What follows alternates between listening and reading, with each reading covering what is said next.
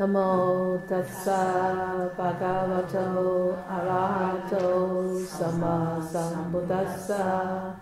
Namo tassa bhagavato arahato sama sambuddhassa. Namo tassa bhagavato arahato sama sambuddhassa. So yeah, the mind becomes pure and calm, yeah, and the wise reappear in a world of bliss. That wise one, is it the same one as that one who is being trained in acts of merit? Is it the same person?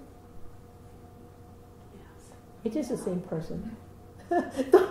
I'm not expecting a fancy answer. I just want some simple answer.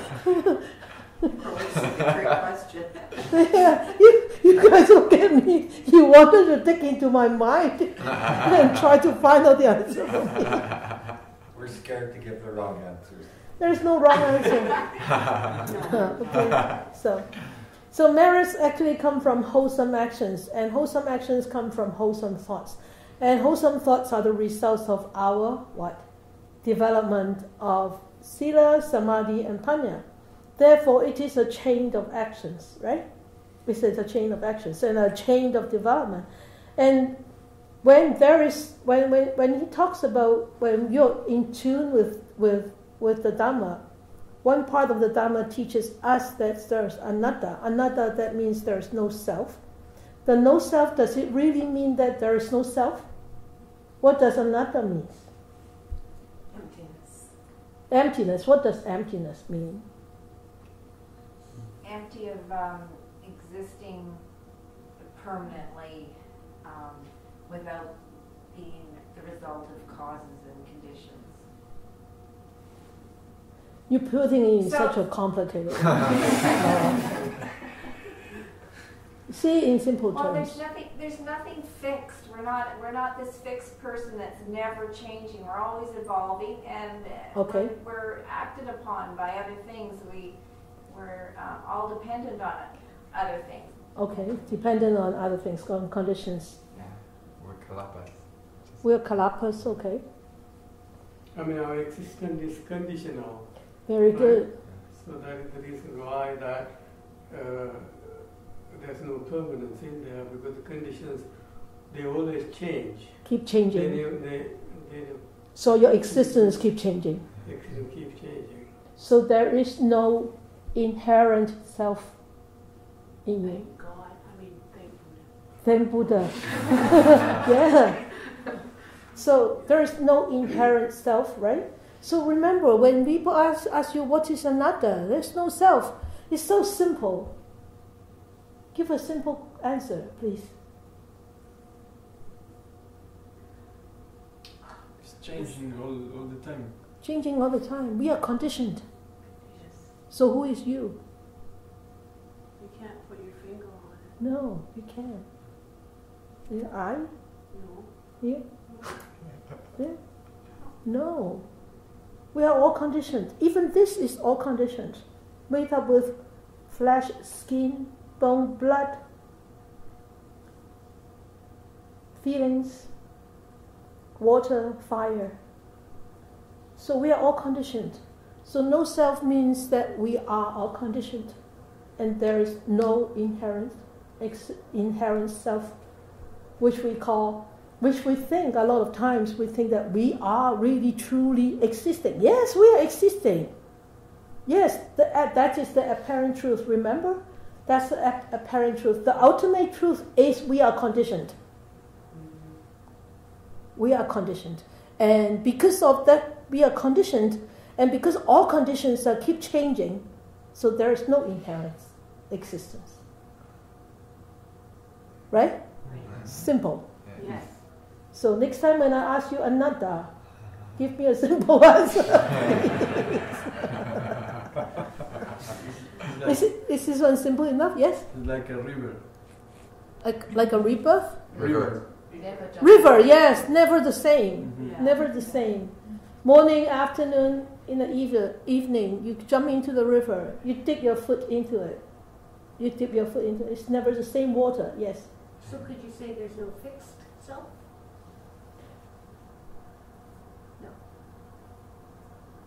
No. It's not fixed. Of course it's not fixed because it's changing.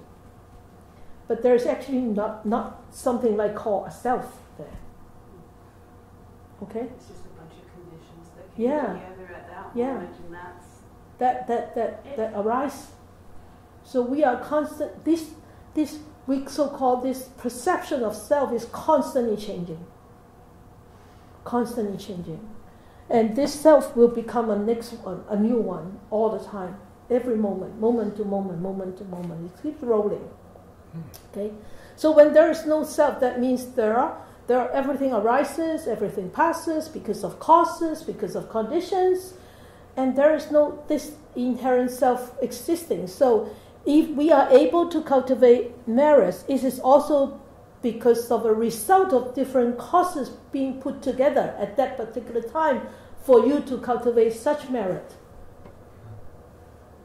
So if any of those conditions are gone, disappear, there is no more such circumstances for you to cultivate that particular merit at that particular time.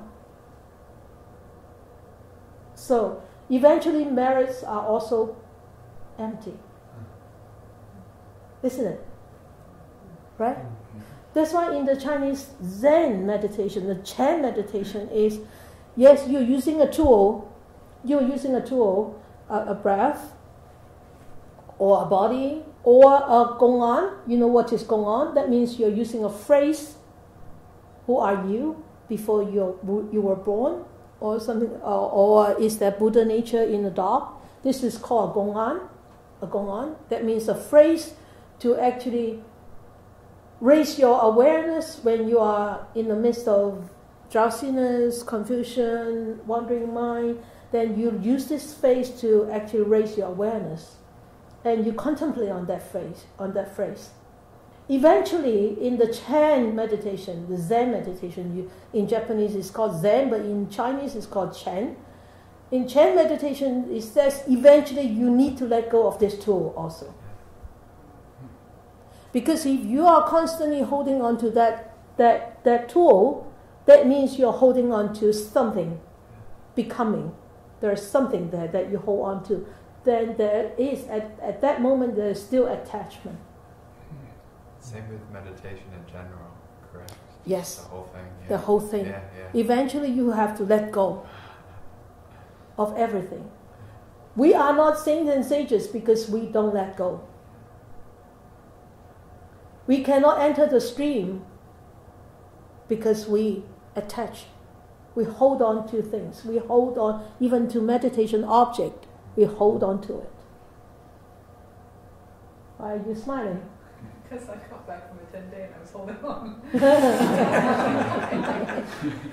You're holding on, and at that time when you hold on to such an object so adamantly, you become a respirator. You hold on you grasp onto the breath, and you want to hold the breath right there. At that moment, you become a respirator. You are not an observer. It's a very fine line, being an observer and being an attached, a person who attaches. It's a very fine line.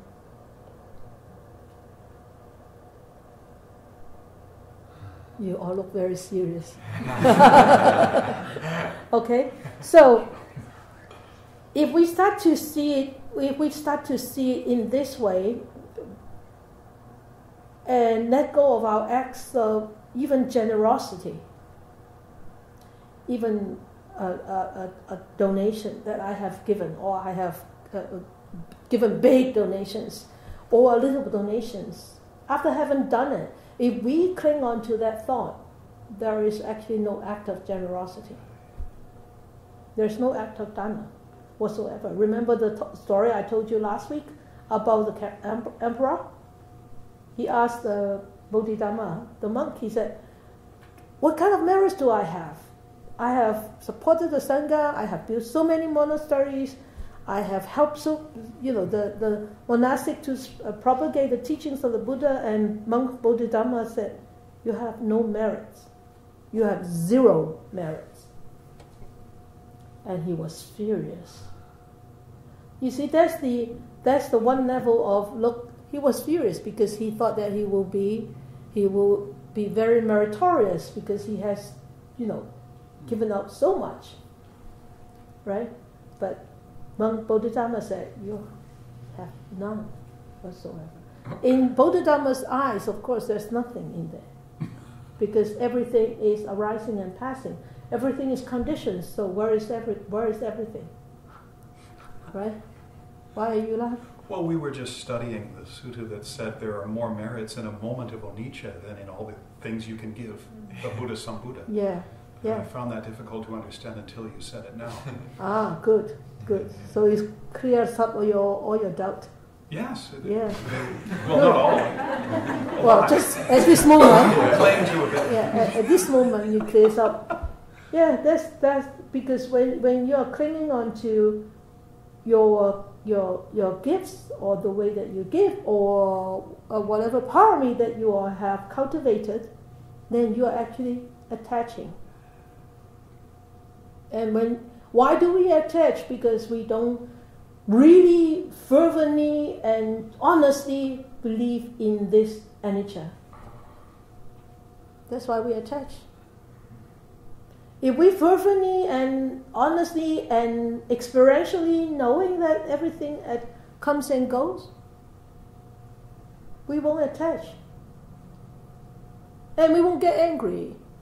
No, we won't or get upset. But because deep down in the mind, it really doesn't understand. On the surface, we do know how to talk about anicca. We keep talking about it.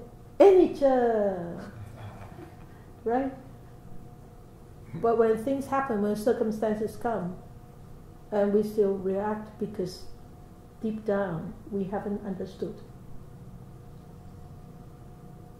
So that's why it's the very first important thing about meditation is when you meditate, the very first thing that you really need to develop is that development of understanding anicca through your own experience, your meditative experience. Okay. So this letting go and this understanding it can become a mode of life to strengthen your spiritual life. Okay. A lot of times when the concept of merits being taught, being expounded, especially by monastics,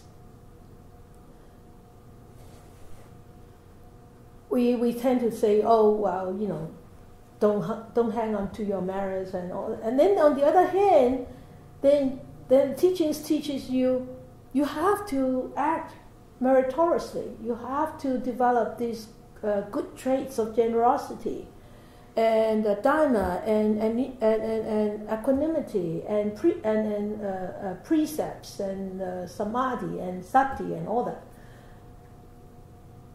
And then the other hand, you say, oh, well, these are all empty. You don't have to, and then you don't have to really dive into it. On that, this could become very confusing, especially for householder, right? Because householder doesn't pursue a full-time spiritual path, right? You are just part-time people, or one-quarter-time people, one-quarter-time. You're quarter-time practitioner or half-time practitioner or part-time practitioner. So it could be confusing. But the Buddha arises. There was a reason for the Buddha to come in this era where we can still hear his teachings. And in Dhamma books it says the Buddha arises for the welfare of the multitude, for the happiness of the multitude, and the function of the Buddha is to discover, to realize, and to proclaim the Dhamma in its full range. and death. And this involves actually a very comprehensive understanding of the varied applications of the Dhamma in different lifestyle. The lifestyle that you have adopted is a householder lifestyle. The lifestyle that we have adopted is a renunciate. So we have to understand, we have to have a comprehensive understanding of how to apply Dhamma in our own lifestyle. And being a monastic, it's easy to tell you about the monastic lifestyle. But keep telling you about the monastic lifestyle will confuse you so badly and so much that you sort of like, I'm lost. Where am I going? How can I practice my spiritual life? How can I pursue on this spiritual path? Because what we are expounding is different from what you can achieve. And that will cause a lot of confusion.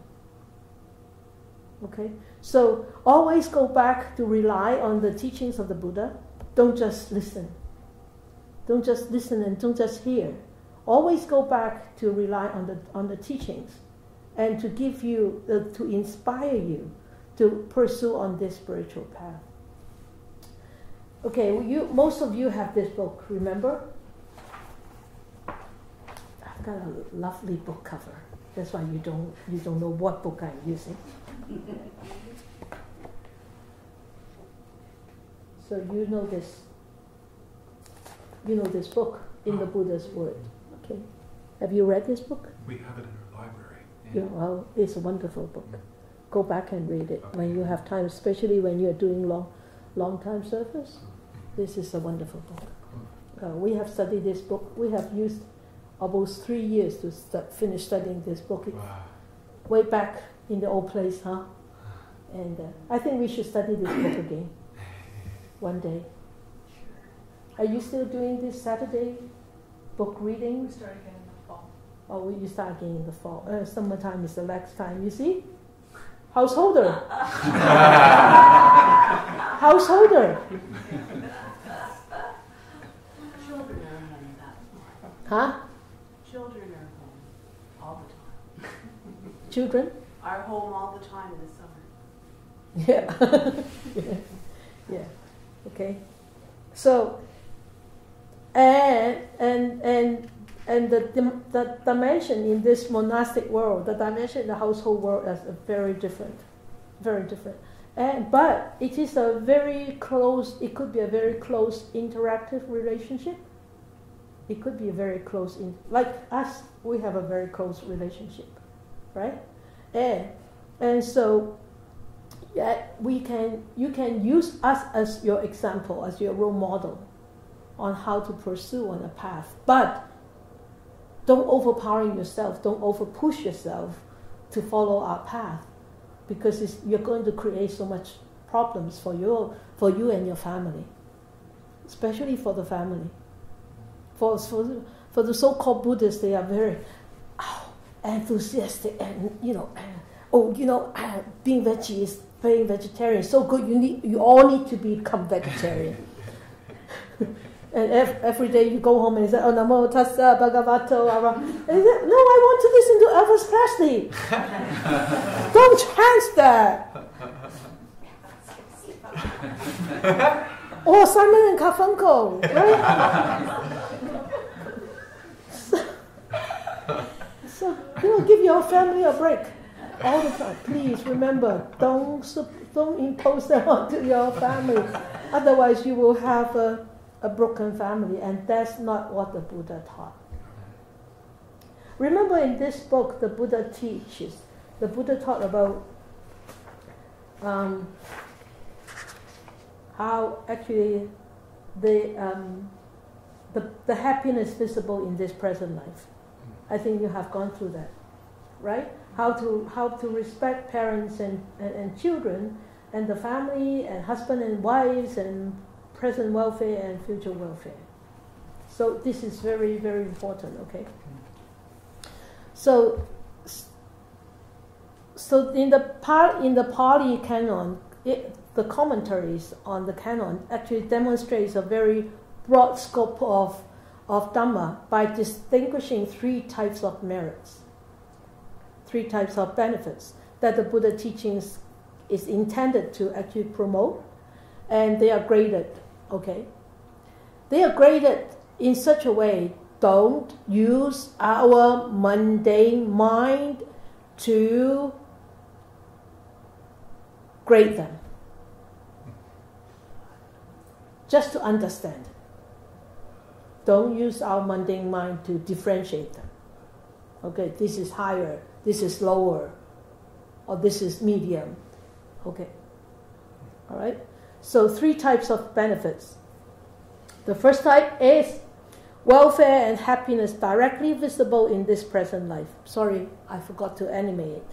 Welfare and happiness directly visible in this present life, attained by fulfilling one's moral commitments and social responsibilities. That is the first type of merits that you can actually cultivate. You can give me some examples, please? No? Your job. Your job, yeah. Yeah. Okay, what else?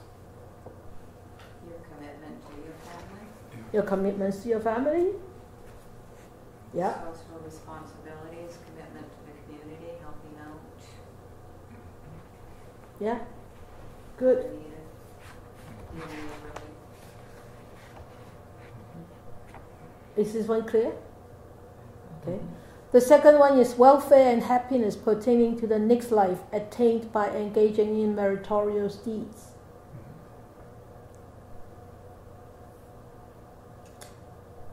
Now this is a question, right, Laurie? Meritorious deeds. Hospice volunteers. Generosity, hospice service. Why would hospice service be meritorious?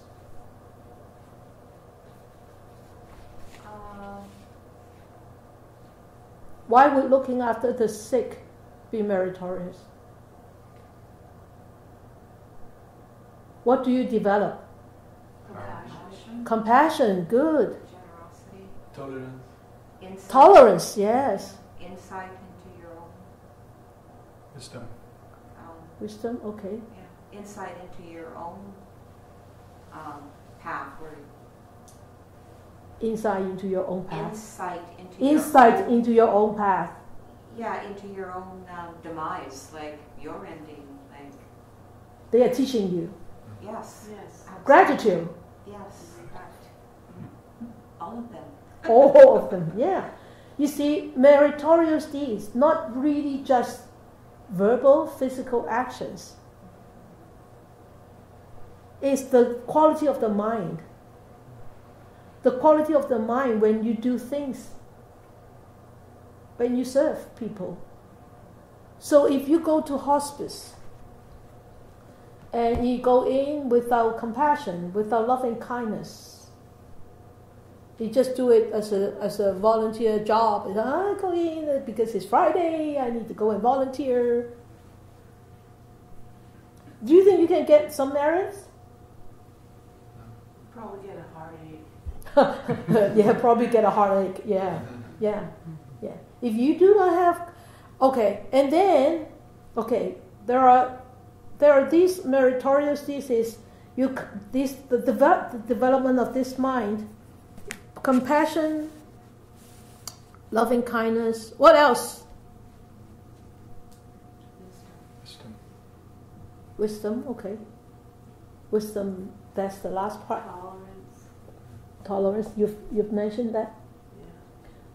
You remember what are the great 4 abodes? The immeasurables? Brahma. Yeah. Brahmaviharas? Yeah. Brahma. Say that again, please. Brahmaviharas? Yeah. You know what is Brahma Viharas? Yeah. The 4 great abodes? Yeah, it's mudita, which is sympathetic joy, and metta, which is loving kindness, upekkha, which is equanimity. Yes. And compassion. Compassion, karuna. Karuna, yeah. Yeah, good. So the four great abodes, the four immeasurables. The first one is loving kindness, metta. Second one is compassion, karuna. Loving kindness and compassion is different. Give me the difference, please. I think karuna is compassion for those unfortunate. For those unfortunate. Really? What do you mean by unfortunate? I'm not sure. Okay. Good. It's only a definition I've read. Okay. What is metta? Loving kindness. It's unconditional love. Unconditional love. What is unconditional love? You don't want anything in return. It's just given. Nothing is expected back. Okay, good. Unconditional love. And what is karuna? Compassion. What is karuna? Compassion. Seeing others suffer and wanting to find a way to alleviate that suffering. Yeah, that's the difference. Their suffering. Alleviate others' sufferings. That's the difference. Loving kindness is wanting to give love, loving. Compassion is alleviate sufferings. So you could have loving kindness for yourself. You can have karuna for yourself too, right? You have to love yourself, and then you have to help yourself to liberate from your own sufferings. Yeah? Okay. The third one is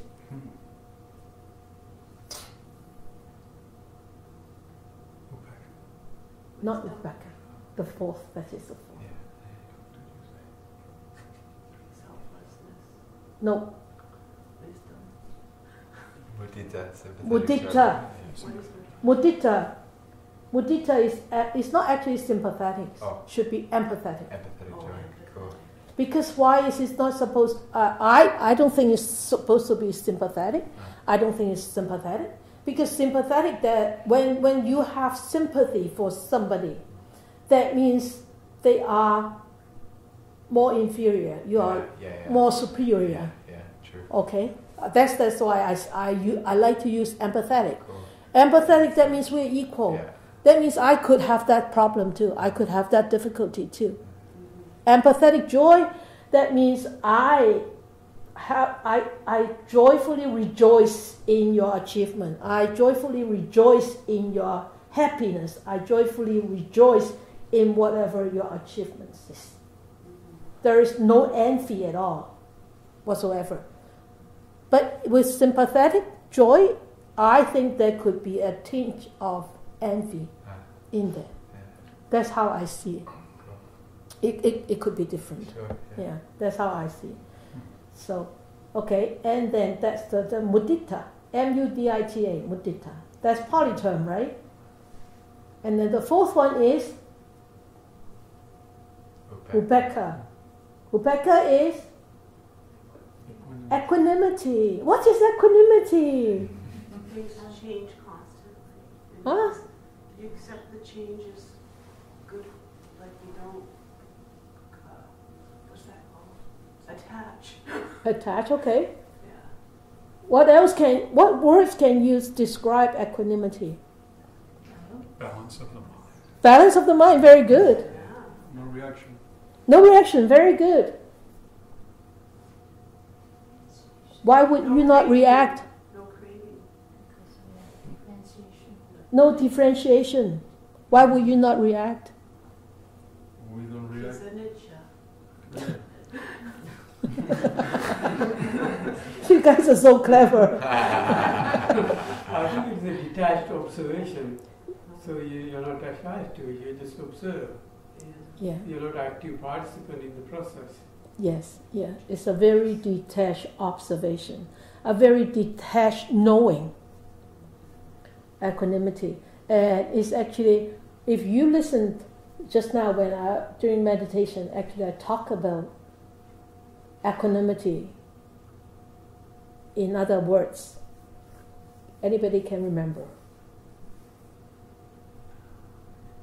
Things are constantly changing. Acceptance. acceptance, tolerance. Yeah? Tolerance and balance. That's all. And also detach. Detach is the last very important aspects of equanimity.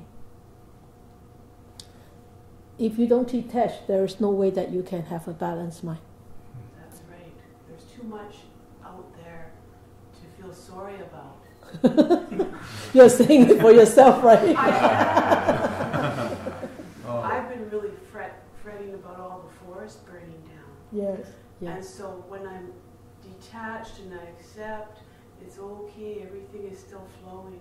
But when I go into the Forest. suffering of the animals and the people and the fire, it's like I'm there with them. So I'm learning to stop jumping into that fire. Stop. So remember, equanimity is letting go. Really letting go. And letting go of what? The most important of letting go is letting go of all those three before equanimity.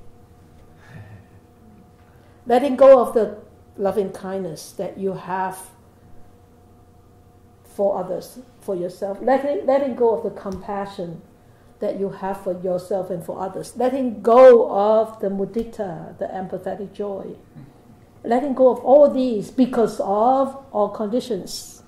You come back to it. You always come back to this. Right? That's the fascinating part of the Dhamma. You always go back to that ground zero where everything becomes so clear. But we constantly go back to that crazy world and constantly lost ourselves in that crazy world and lacking of those aha moments. We have to keep reminding ourselves. Okay? So, and then the welfare and happiness pertaining to the next life attained by engaging in meritorious deeds. We engage in meritorious deeds is not for the purpose of gaining welfare and happiness in next life. It's because that we understand that is a way for us to practice. That is the path that the wise one has taught. And we totally agree with him. That's why we walk on this path. And if we don't agree, it's okay. Sooner or later, we will come to an agreement because we haven't experienced yet. That's why we can't understand. And when we don't understand, we cannot agree. That's okay. Leave it aside. Until one day you will experience and then you will understand, then you will start to agree. At that time you don't really need to agree. You agree naturally. Right? Okay? You still look very doubtful. No. Okay. I'm very grateful. This. Okay. That's good. We should have a flashcard. Doubtful and grateful. Doubtful and grateful. Okay, I'm sorry. Okay, and the last one is the ultimate good or supreme goal, Nibbana, final release from the cycle of rebirth attained by developing developing on the Eight Noble Path. So by walking on this Eight Noble Path, adopting that into our life, eventually we'll reach the goal. But we don't have to keep thinking about the goal, because when your mind keep thinking about the goal, that means you are developing that attachment to a nibbana. I want nibbana. The more you want nibbana, the more you're going on the other side. To different direction, you're going that way. You will never be able to attain nibbana because the craving in that mind keeps multiplying. Every time you think about that, I want nibbana. You're actually rolling the snowball. The snowball keeps becoming bigger and bigger. The craving becomes bigger and bigger. Okay? So I remember, so when talk about this merits thing, I don't know whether you remember the story that I have told you. Probably not, because you keep telling me that I haven't told that story. But anyway, I'm going to tell you a new story again that you have to pretend that you haven't heard it before, right?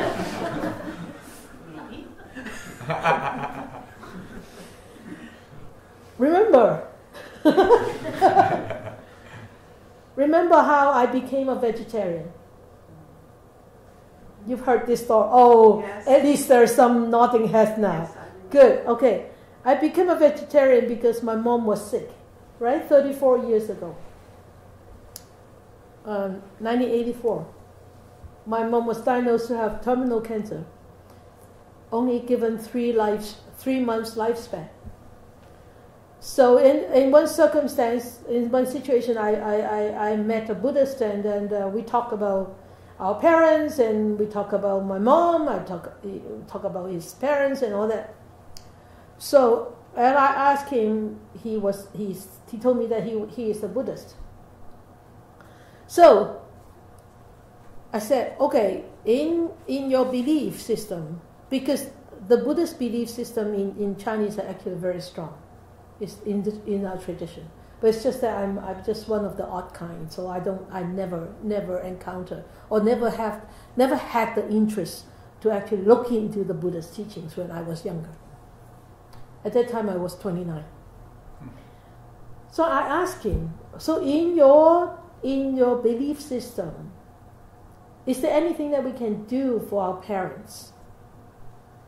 And he said, well, in our system, we have these 5 precepts, and the first precept is not to kill. I said, I don't kill. I don't kill people. I don't kill anything. Well, I used to kill. I kill. I've killed bunnies. I've killed dogs. I've killed cats. I've killed rats because I was in research, right? But after that, I changed my profession, so I did not kill at that time. I said, I don't kill. And he said, well, no, it's not just that simple. Not killing is you can become a vegetarian. I said, become a vegetarian? Okay.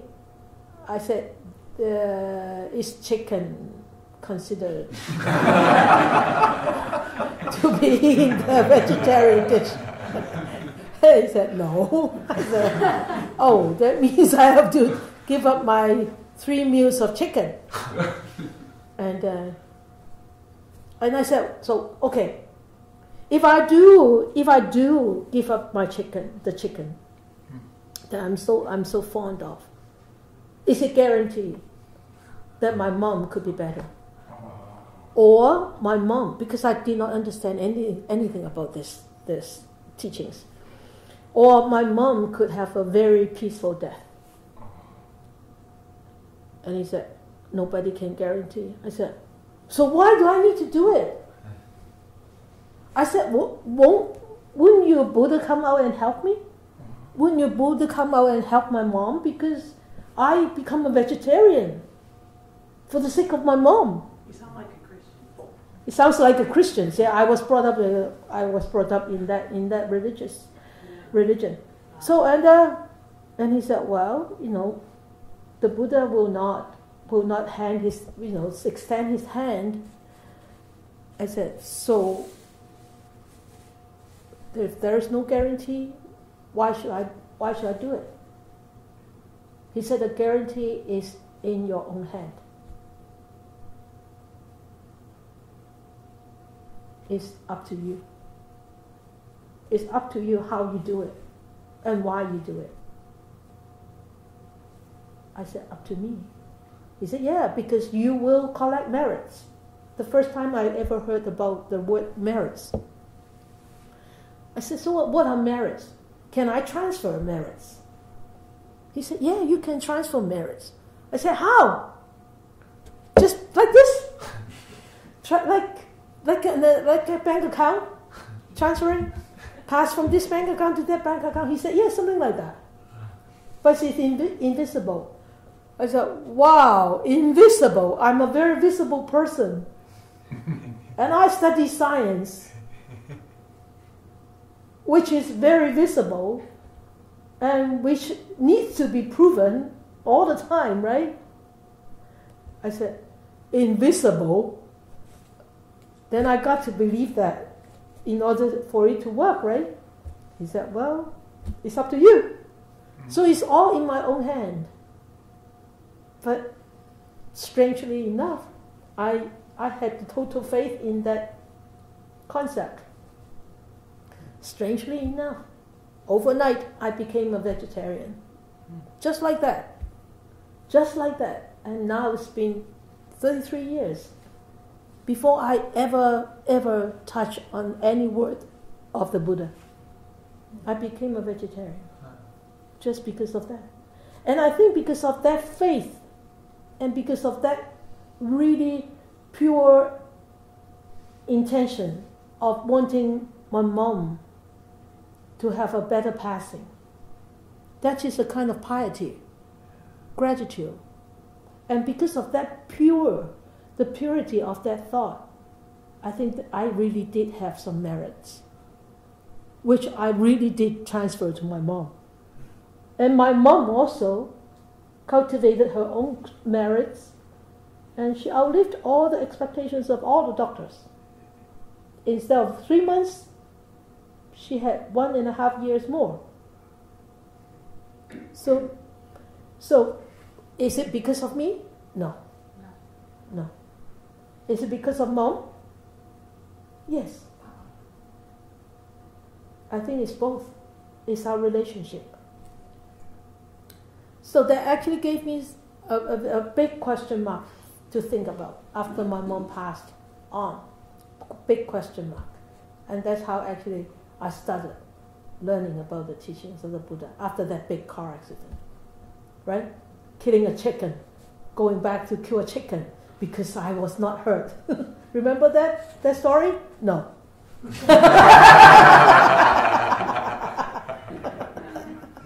You really can remember that story?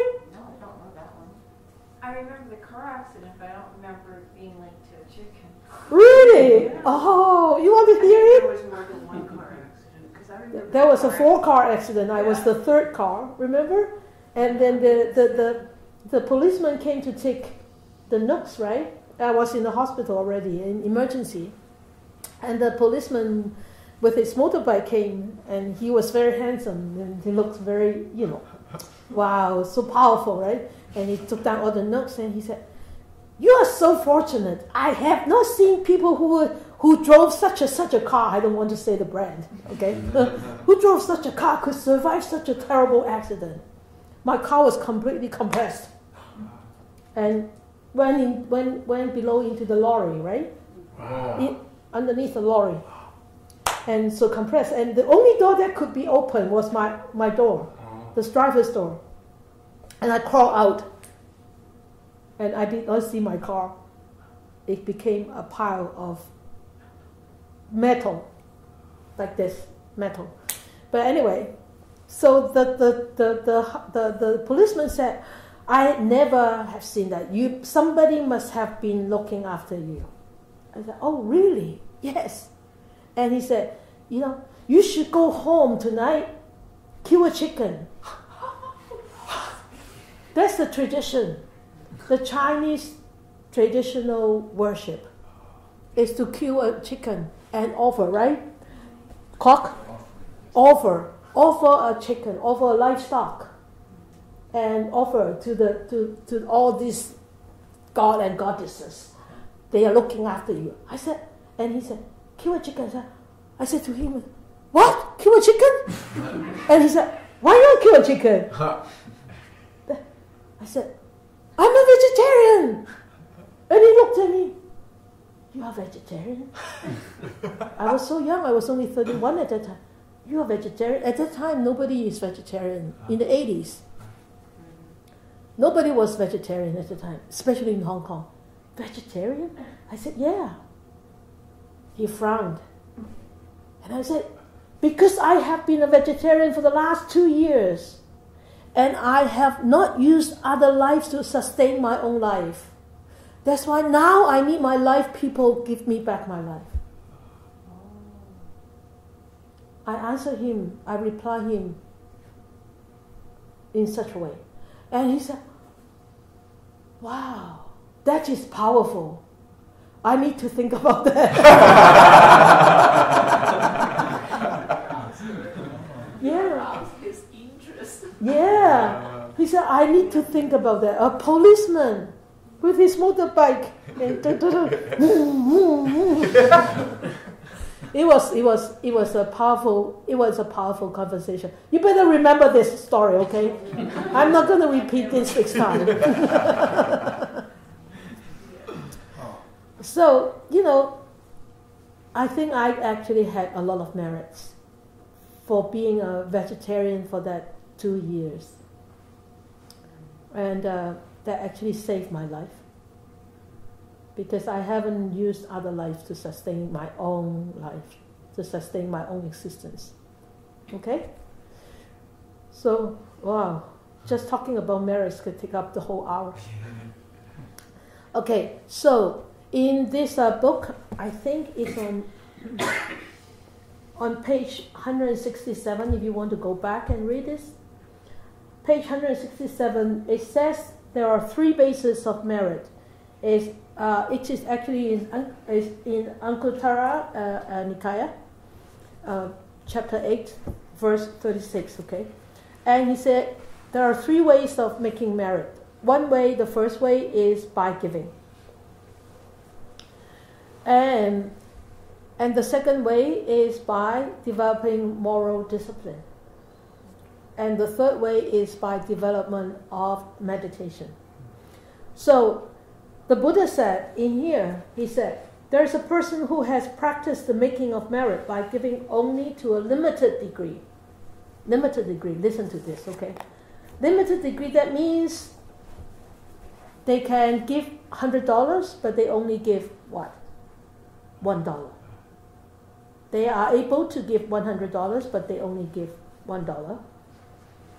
Likewise, to a limited degree, he has practiced the making of merit by moral discipline. That means he doesn't pursue much on developing himself in morality. And he also has not undertaken the making of merit by meditation. Meditation doesn't mean just sit there. Meditation means the development of the 4 immeasurables. Okay? And with the breakup of the body after death, he will be reborn among humans in an unfavorable condition. Unfavorable condition, that means he could be poor, he could be sick, right? That is unfavorable. Or he could be born in places where they could be rich, but yet there is no Dhamma. Those are called unfavorable conditions. Yeah? And another person has practiced the making of merit by giving as well as by moral discipline to a high degree. $100, they give $100. And moral discipline, upkeep the moral discipline, very well developed. But he has not undertaken the making of merit by meditation. With the breakup of the body after death, he will be reborn among humans in a favorable condition. Rich, healthy, famous, or even encounter the teachings, but do not practice in such a way in the 4 immeasurables. Do not practice self-awareness. Do not practice equanimity. Okay? So these are the second 2 types of people. The third type, he said, or these people who are born in the favorable conditions, or he will be reborn in the some people will be reborn in the company of the divas, of the 4 great kings. So up above in heavens. So you know that there are many heavens, right? And there, the 4 great kings who have practiced to a very high degree the making of merit by giving and by moral discipline surpass the devas of the realm in 10 respects. Which 10 respects is divine lifespan, longevity, divine beauty, very pretty, very handsome, divine happiness, divine fame, divine power, and divine sight, sounds, smells, tastes, and touches. All these supernatural power they possess. Okay, so from one heaven to another heaven, they surpass their own realm in that particular heaven. So 33 heavens, all the way up. But yet, they cannot become a Samma Sambuddha. Why is that? They're not human. They're not human, yes. They're not human. They cannot practice. They can only what?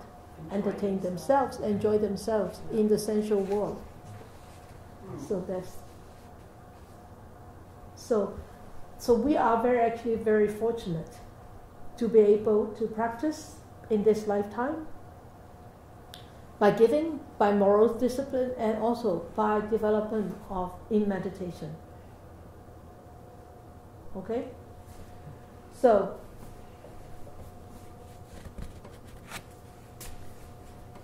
is marriage done? Good enough? Okay. Thank you. Okay, so I have one question is asked me to list some top 10 readings. Oh. I have listed some. All these books I have, but some of them are out of print. So if you really want to read them, sorry for those small words. If you really want to read them, I can lend you, but make sure you will give it back to me. Okay. The first book I want everybody to actually read. We actually have studied the first book. I think we spent 2 years in studying that first book, or 1.5 years. The first book is What the Buddha Taught. It's actually very, very basic teachings of the Buddha. And the second one is The Buddhist Tradition by William Theodore de Barry. These are really great authors. And the third one I would like you to read is The Great Disciples of the Buddha, 10 Great Disciples of the Buddha. And the fourth is The First Discourse of the Buddha, talking about the Four Noble Truths, really expounded very, very in very detail. And the fifth one is The Vision of Dhamma, being put together by I never be able to pronounce his name. Yeah. Okay. Okay, by this monk, German monk. No, German monk. German monk. Okay, and it's actually the Vision of Dhamma is the compilation of different discourses. And the sixth one is the Mahayana Buddhism by Paul Williams. And the seventh one is Theravadan Buddhism by Richard Gombrich. Richard Gombrich is a very, very famous scholar, a very wonderful practitioner. And then the eighth one, we go into Mahayana teachings, is the Diamond Sutra and the Sutra of or you can call it the Sixth Patriarch or Huineng. It's being translated by A.F. Price. And the ninth one is the Lotus Sutra. And then the 10th one is the Buddhist Wisdom, which includes the Heart Sutra and the Diamond Sutra by Edward Conze. Edward Conze is a very famous British scholar, and he has written a lot of commentaries on the Mahayana text, and also the great Mahayana text on wisdom. And the last one is The Way to Ultimate Calm, is Wepu Sayadaw, a very renowned monk in Burma. He has passed. And for us, I think these 11 books, we need to read them in this lifetime. Oh, yes. I don't read. You have to. Just read a paragraph a day. Pick one book and read a paragraph a day. Yes? Could that be emailed, that list be emailed out? Yes. Okay, please. Okay. All right. So, upcoming events, work day this Sunday coming. And then everybody is welcome to come and join us. Work day, a lot of work to do. Garden work too. Yeah.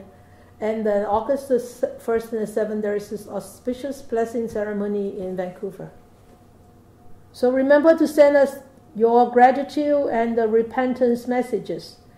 We're still very short. I'm sure that you have something to be grateful for. I'm sure that you have something to seek repentance for. Think and send them to us, okay? And then fundraiser for Polam, this mooncake, if you want to order, is still available to order. And there's a poster now, okay? So please note that there are special events coming. So meditation is cancelled, Monday, July 31st and Monday, August the 7th. And there is one thing I want to announce on behalf of Virtuous Neighbor. Is it Virtuous Neighbor? Versus friend, yeah, close. Virtuous Friends close to her. The house was burned down, and they have a blueberry farm just in the house, in the area. And we can go and pick some blueberries for $1.50 a pound. Help them to actually rebuild their house. Please, we pick More than 70 pounds. we pick 75 pounds today. So, yeah, please support those who are in need. There's a cultivation of, Merit. yeah, and also karuna, right? Karuna. Okay. So thank you, and let us dedicate our merits. Dedicate our merits.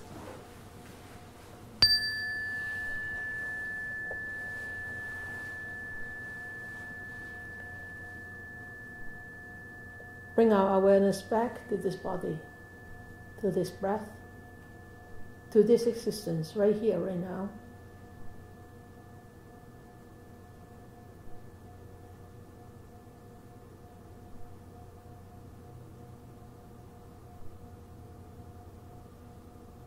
Experiencing these constant changes with this physical and this mental existence.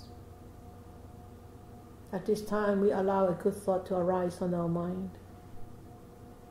For all the benefits that I gather from hearing the words of the Buddha, may I share all these benefits with all beings, visible, invisible, human, non-human, big or small, far or near. May they be free of enmity.